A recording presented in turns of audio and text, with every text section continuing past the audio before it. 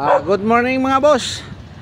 So today's video i-share ko lang itong kahoy na to, yung miracle tree na tinatawag nila. So ito yung miracle tree, ito yung nakapagpagaling diyan sa paa ni kuya na yung nabubulok. Yung nabubulok yung paa niya. So 3 buwan yung na ospital na siya na pabalik-balik sa ospital, hindi gumagaling. So ito lang yung kahoy na to. Yan oh. Kung makita nyo yan, yan ang tinatawag na miracle tree. O yan. So kung mayroon halimbawa may sakit kayo, yung mga naagnas yung paa nyo or something, mga diabetic kayo, ito nangangati. Ayan o.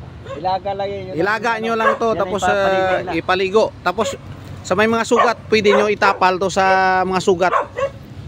Yan ang tinatawag na miracle tree. Okay? Pakuluan bago itapal. Sa sugat. Sa sugat. Hanggat sa matuyo na matuyo. Matuyo. Pabayaan lang na matuyo. Parang pinaka-bandage siya. Yun. Yan yan miracle tree. Okay. Ako lang mismo nagpapatunay. Nagpapatunay. Yun na 3 months ka, di ba? 4 months. 4 months na na pabalik-balik na hospital niya. Yung paa niya, natingnan niyo, nakita niyo yan, yung sugat niya. Yan yung ayan, nabubulok na yan yung paa niya. Yan. Yan.